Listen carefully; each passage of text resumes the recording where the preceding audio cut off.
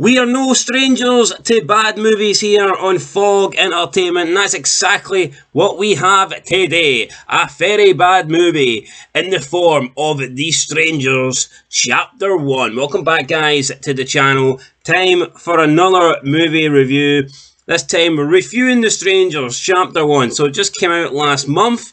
It got rated R, and honestly, what a joke that is. What a waste of an R rating. Nothing happened in this film. Honestly, there was nothing that was worthy of an R. This could have probably been a 15. Hell, you could have probably gave this a 12 rating. It was so tame, it was so boring, it was so predictable. And again, we don't get a strong male character. I don't think movies even know what a strong male character is anymore, but this guy, Ryan, who is the main lead male, he certainly is not it. He's got an inhaler.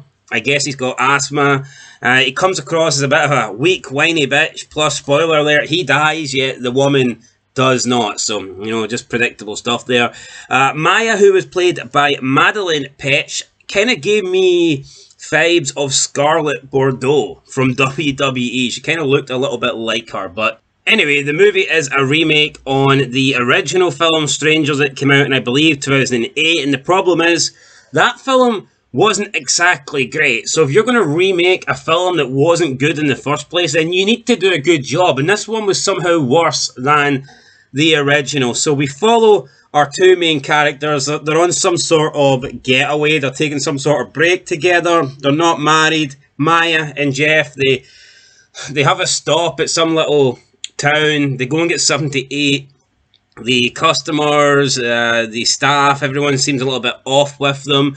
They looked over at the mechanics across the road and they look a little bit dodgy. They come out after a little bit of a harsh banter, I guess, and the car is not working. So the mechanic comes over, offers to fix it for the night, but they're going to have to stay here till he gets the part tomorrow.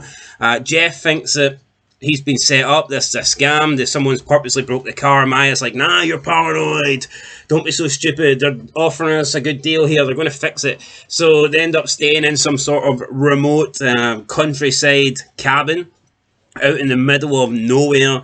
They get a lift there by one of the servers, one of the waitresses who works at the restaurant. They get there and the place looks pretty nice. It looks better than they were expecting. But it's not long until we've got creepy people calling at the door. Someone's calling at the door looking for their friend who doesn't live there. Jeff, who left his inhaler in the car, he travels back to get his inhaler. Once he's there, the mechanic attempts to almost kill him. He's got like this crowbar and he's like, I thought you were a car thief. And he's like, well, no car thief, just me. Just need my car, just need my inhaler. And then back at the house, Maya begins to see things and someone breaks into the house. She goes upstairs into like this panic room. Jeff gets back and Jeff finds her and Jeff's like, yeah, it's okay, we're going to be alright. Maya's like, no, we're not going to be alright. There's people here. There's people with masks. And then we see the people with masks. They start breaking into the house, causing, I guess, a disturbance to Maya and Jeff, who start hiding. They manage to escape, get a bit of an injury. Jeff twists his knee. Maya puts her hand through a nail. But, you know, just very cookie cutter, you know, jump scare. No, it wasn't even that many jump scares. To be honest, there wasn't even that many jump scares. So the people with the masks, they've got blades, they've got knives, but there's nothing interesting happening. We then see Jeff and Maya. They grab a shotgun, they're sneaking around the house. Jeff then thinks there's one of the masked killers at the door. He spins around to shoot him, gets him. He's proud of himself, but then he realizes, oh shit, this is actually the owner of the house who was coming out to fix the broken refrigerator. So Jeff has now killed somebody. Not good news for him. But the masked people are back on the run, so they're after him. They run towards the car. And they get into the car, but they drop the inhaler. So Jeff drops the inhaler, and you're believing that, okay, this might come back to bite him later on because he's got asthma or whatever, he needs his inhaler. But this never actually plays a factor in the movie. So him dropping the inhaler was dumb, and they put the emphasis on the inhaler because like they zoomed in on it, but he never once needed it, or he was never once out of breath later on in the movie. So what was the point? It was like really stupid to do that. They get separated. They get into a car. One of the masked people just like plow into them with a big vehicle. So yeah, that kind of takes him out of commission. Maya runs while Jeff is stuck inside the truck. Jeff then manages to he sneaks up on one of the masked people. I think this one was called Dollface or whatever. So he then says, "Turn around or I'm going to shoot." She drops her knife eventually. And then Jeff doesn't shoot, and he just gets hit with a baseball bat or something on the side of the head by one of the other masked people. Then they both wake up. They're tied to chairs. They're crying. They can't believe this is happening. Maya said it's all her fault because, you know, she let her guard down. Jeff was kind of reluctant to agree to stay here in the first place. And she goes, "No, it's not your fault. None of this is your fault."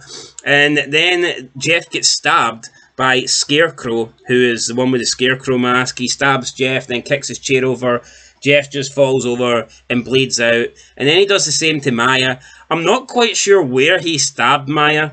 At first, it looked like he stabbed her in a very private part, but I don't know if that's... Maybe it was slightly higher up. But anyway, he stabs her, kicks over her chair, and we're led to believe that she bleeds out. And we just get both Maya and Jeff, who are on the floor, tied to chairs, bleeding out. And then they walk off. The masked people walk off. Dollface, Pin-Up, Double, and Scarecrow. So Pin-Up, Scarecrow, and Dollface. They all just walk off. And then they get in their pickup truck. They drive off. And by the time they escape, the police arrive. And, I mean, that's pretty much it. The police arrive at the cabin. And we've got both Maya and Jeff who are laying there bleeding out. And then we do a zoom-in of Maya. So the camera like zooms in on Maya's face, and then we cut to like a different location, and it looks like a hospital bed where it is presumed to be Maya lying in hospital. So it seems like she didn't die, and then it fades to black, and it says "to be continued," and it's like, this movie fucking sucked. Nobody wants this to be continued. I mean, if a movie's good and it pops up to be continued, you're like, fair enough, okay. We're getting a part 2, fantastic. But this movie was terrible. Why would we want to see this be continued? Seriously, it was a horrible movie. I cannot believe how bad it was. And it's like, the town folk who were creepy at the beginning, acting weird, we don't even know if they're the people with the masks. But at the same time, we don't even care. Because there was just no personality. You know, you couldn't care about the killers because it was just people wearing masks. You couldn't care about Maya or Jeff because they were both very unlikable. They didn't really offer anything. It was just a very strange movie. It was like your sort of like trapped slasher movie, but without much slashing being done. There was barely any deaths. There was only 2 deaths in the entire movie. The owner who Jeff accidentally shot, and then Jeff, who I believe dies because we don't get the zoom in on him at the end. So, yeah, I mean, 2 deaths. This was not a good movie. It's a very poor movie, to be honest. Is it the worst movie I've watched in 2024? Probably. Wasn't very good, guys. On Internet Movie Database, I think it's got an average rating of 4.7. That's very generous, in my opinion, because I will not be giving it a 4.7. I will be giving it a 3 out of 10. And I feel like I'm being kind.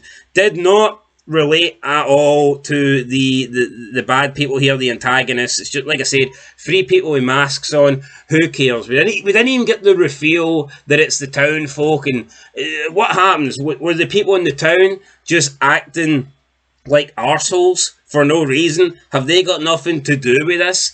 Was it a religious thing? Maybe a cult thing? Because they seem to not like the fact that Maya and Jeff weren't married. I mean, I don't know what the reason was they were attacking Maya and Jeff, but I certainly don't care enough to wait another 2 years on them bringing out The Strangers Chapter 2. So, yeah, very poor movie, guys. A 3 out of 10 for me. Yeah, bad. Very, very bad. And I'm glad I didn't actually go out and pay to watch this because I would have been so disappointed. Shite movie. Not interested in part 2. Let me know what you think down below. But yeah, you compare this to like the original that it's based on, and if you compare it to like similar movies, even like, let's say, Vacancy or something like that, Those movies were so much better. This one was bad. Really, really bad. Anyway, guys, I'll catch you in the next one. Been Fog Entertainment. Let me know your thoughts and let me know your rating down below. I'm giving it a 3 out of 10. The strangers, as far as I'm concerned, they can stay strangers because I don't want to know them. I don't care about them. And hopefully, I won't be seeing them again. Till next time, peace.